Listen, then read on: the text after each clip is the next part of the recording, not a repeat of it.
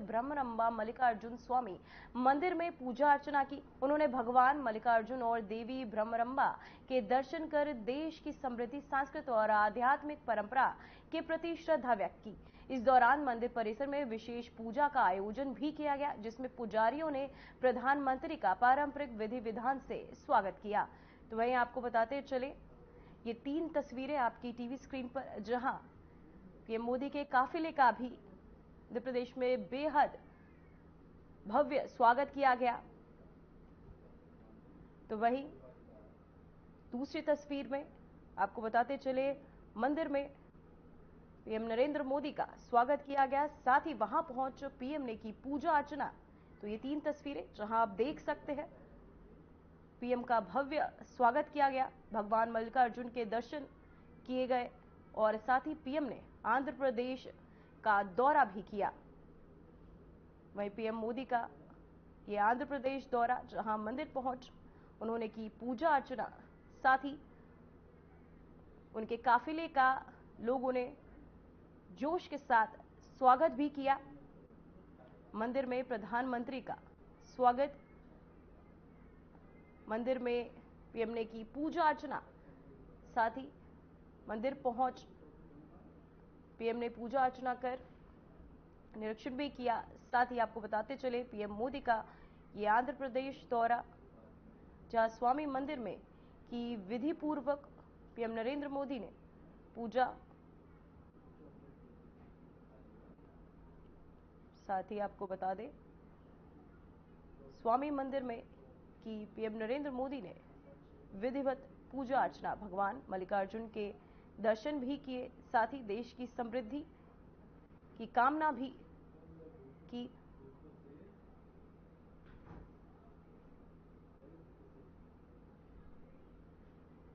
बिहार में चुनावी घमासान तेज हो गया है और इस रण में बीजेपी ने उतारा है अपना ब्रह्मास्त्र। उत्तर प्रदेश के मुख्यमंत्री योगी आदित्यनाथ को बिहार के दानापुर में सीएम योगी ने एनडीए प्रत्याशी रामकृपाल यादव के समर्थन में जनसभा की और विपक्ष पर जमकर हमला भी बोला। बिहार में आपको बता दें, स्टार प्रचारक के रूप में योगी की एंट्री से राजनीतिक तापमान और भी बढ़ गया है। देखिए ये रिपोर्ट। बिहार चुनाव में बीजेपी का ब्रह्मास्त्र, चुनावी रण में उतरे सीएम योगी आदित्यनाथ। बिहार में धुआंधार चुनाव प्रचार, सीएम योगी ने भरी चुनावी हुंकार, एनडीए के समर्थन में सीएम की रैलियां। बिहार का चुनावी रण अब गर्म हो चुका है। बिहार विधानसभा चुनाव को लेकर सभी पार्टियों ने अपनी कमर कस ली है। 2 चरण में होने वाले मतदान को लेकर स्टार प्रचारकों की एंट्री के साथ मुकाबला और भी दिलचस्प हो गया है। योगी आदित्यनाथ को बीजेपी का स्टार प्रचारक माना जाता है और हर बार की तरह इस बार भी पार्टी उनके नाम और भाषण से भीड़ खींचने की रणनीति पर चल रही है। बीजेपी ने उत्तर प्रदेश के मुख्यमंत्री योगी आदित्यनाथ को बिहार की धरती पर उतारा है, जहाँ सीएम योगी का आक्रामक अंदाज बीजेपी के कोर वोट बैंक को मजबूती देने में अहम भूमिका निभा सकता है। हवा में भगवा झंडे, भीड़ में जोश, मंच पर योगी आदित्यनाथ और पूरा मैदान तालियों से गूंज उठा। दानापुर में बीजेपी प्रत्याशी रामकृपाल यादव के समर्थन में योगी आदित्यनाथ की ये सभा एनडीए के लिए ताकत दिखाने का मौका बनी है। दानापुर की जमीन पर बीजेपी ने दिखा दिया कि वो इस चुनावी जंग को कितना गंभीरता से लड़ रही है और विपक्ष पर भी सीएम योगी आदित्यनाथ खूब बरसे। उत्तर प्रदेश और बिहार का संबंध ये केवल एक संबंध नहीं है, एक साझी विरासत है, एक आत्मा का संबंध है, एक संस्कृति का संबंध है और एक संकल्प का भी संबंध है। ये संबंध उसी प्रकार से टूट है जैसे भगवान राम और मां जानकी का संबंध अटूट है। उसी प्रकार का संबंध उत्तर प्रदेश और बिहार का है। उन संबंधों को मजबूती प्रदान करने की दृष्टि से आज डबल इंजन की सरकार बिहार में फिर से स्थापित हो और डबल इंजन सरकार में बिहार की गति डबल स्पीड से आगे बढ़ती हुई दिखाई दे। जो कार्य पिछले 20 वर्षों में माननीय श्री नीतीश कुमार जी के नेतृत्व में डबल इंजन की एनडीए की सरकार ने करके दिखाया है, वह गति, वह स्पीड इसी प्रकार से बनी रहे, इसके लिए अपने बिहार के बहनों और भाइयों का आह्वान करने के लिए आज मैं यहां दानापुर से आह्वान करने के लिए आपके बीच में आया हूं। दानापुर की इस जनसभा में लोगों का उत्साह देखने लायक था। सीएम योगी ने अपने संबोधन में केंद्र और राज्य में बीजेपी की नीतियों को जनता के सामने रखा, साथ ही विपक्ष पर जमकर निशाना साधा। सीएम ने कहा कि बिहार की जनता अब विकास चाहती है। बीजेपी सरकार ने जो काम यूपी में किया, वही मॉडल अब बिहार में भी लेकर आएंगे। सीएम ने कहा कि उत्तर प्रदेश में माफिया तो जहन्नुम की यात्रा पर जा चुके हैं। राजद के सहयोगी वहां पर इस अराजकता को फैलाते थे, आज उनकी क्या दुर्गति हो रही है। हम लोगों ने तो उनकी संपत्ति को भी जब्त करके गरीबों के लिए आवाज बनाने शुरू कर दिए हैं। बहनों और भाइयों, कौन नहीं जानता है 1990 से 2005 तक बिहार का जंगल राज और परिवारवाद आपने देखा होगा। कौन वे लोग थे जिन्होंने बिहार की ज्ञान भूमि को, बिहार की इस आध्यात्मिक ज्ञान भूमि को परिवारवाद और अपराध की भूमि बना करके यहां के हमारे नौजवानों के सामने पहचान का संकट खड़ा कर दिया था। बिहार में जैसे जैसे चुनावी माहौल गर्माता जा रहा है, स्टार प्रचारकों की एंट्री से सियासी मुकाबला और भी दिलचस्प होता जा रहा है। बिहार विधानसभा में सीएम योगी को बीजेपी के स्टार प्रचारक के रूप में उतारा है। पार्टी को उम्मीद है कि योगी की लोकप्रियता चुनावी समीकरणों को मजबूती देगी और आने वाले दिनों में योगी आदित्यनाथ राज्य के कई जिलों में रैलियों को संबोधित भी करेंगे। अब देखना होगा कि योगी आदित्यनाथ का चुनावी जादू एनडीए के लिए कितना असरदार साबित होता है। योगी फैक्टर इस बार बिहार की सियासी गणित में कितना असर दिखाता है। Bureau report, Aryan TV. तो वहीं अयोध्या भगवान श्री राम की नगरी एक बार फिर इतिहास रचने को तैयार है।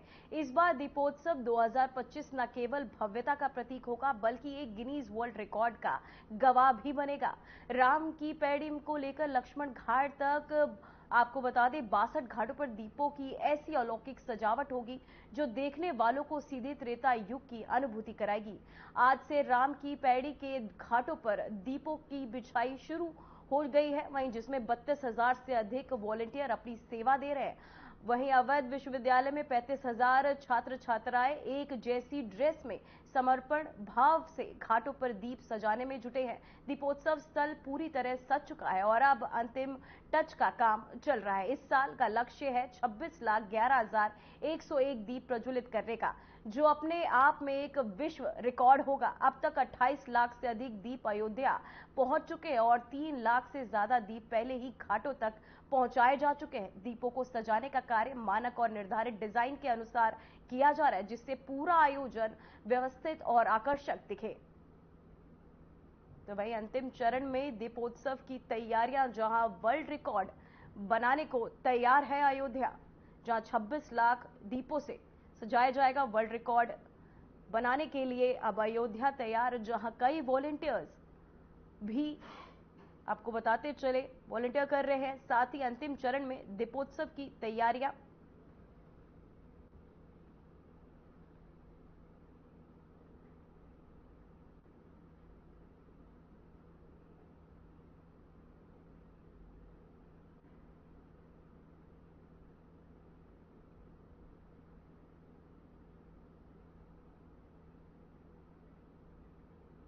तो वहीं आपको बताते चले आज से दीपों की बिछाई शुरू हो चुकी है, जहां अंतिम चरण में दीपोत्सव की तैयारी, जहां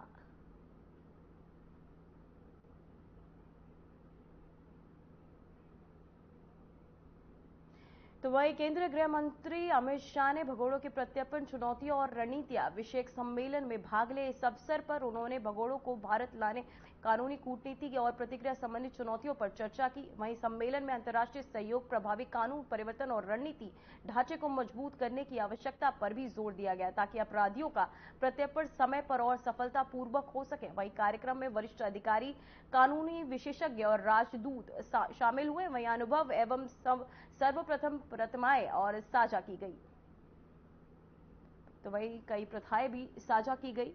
कानूनी और कूटनीतिक पर यहां आपको बताते चले चर्चाएं की गई, जहां प्रत्यर्पण प्रतिक्रिया में रणनीति, साथ ही आपको बताते चले अमित शाह ने सम्मेलन में लिया भाग।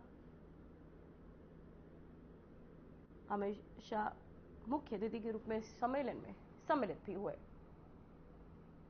तो वही पुणे महाराष्ट्र में केंद्रीय रक्षा मंत्री राजनाथ सिंह ने पुणे में सिम्बायोसिस सर्कस एवं प्रोफेशनल यूनिवर्सिटी के 6ठे दीक्षांत समारोह को संबोधित किया। अपने संबोधन में उन्होंने युवाओं के लिए कौशल विकास, व्यावसायिक शिक्षा और नवाचार के महत्व पर जोर दिया। मंत्री ने छात्रों से देश की प्रगति में योगदान देने का आह्वान किया और भविष्य के तैयार पेशेवरों को तैयार करने में शिक्षा की भूमिका को रेखांकित किया। तो वही पुणे में सेक्शन था आयोजित, जहां रक्षा मंत्री ने छात्रों को किया प्रेरित। व्यावसायिक शिक्षा का प्रमुख कार्यक्रम का आयोजन किया गया, जहां रक्षा मंत्री लिया भाग, साथ ही छात्रों को प्रेरित भी किया।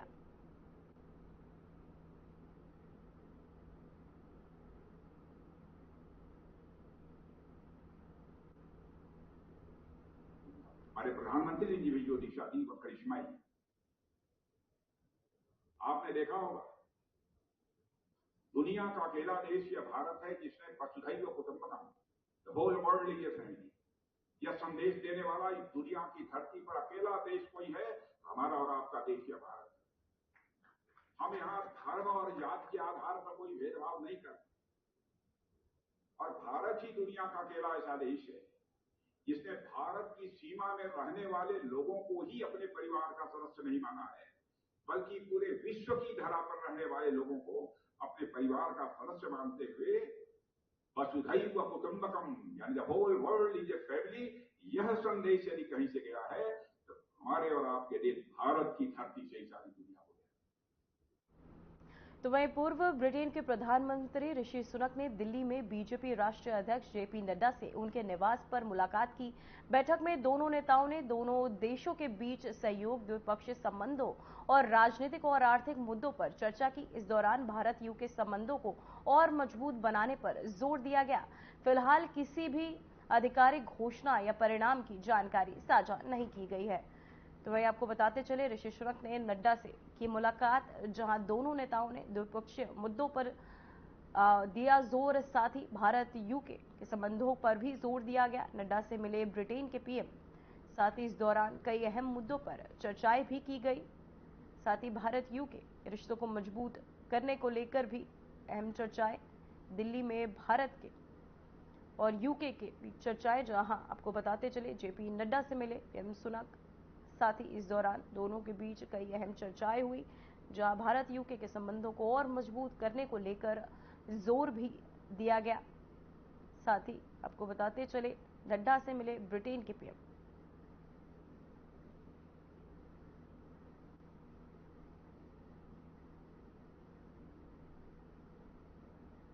तो वहीं आपको बताते चले भारत यूके संबंधों पर जोर, जहां जेपी नड्डा से मिले यूके के पीएम सुनक, जहां इस मुलाकात के दौरान दोनों के बीच कई अहम मुद्दों पर चर्चाएं हुई। साथ ही आपको बताते चले नड्डा से मिले ब्रिटेन के पीएम ऋषि सुनक। दिल्ली में भारत यूके के अहम खास मुद्दों को लेकर चर्चाएं की गई। साथ ही दोनों देशों के संबंधों को और मजबूत करने को लेकर भी बात की गई। फिलहाल वक्त हो चुका है एक छोटे से ब्रेक का।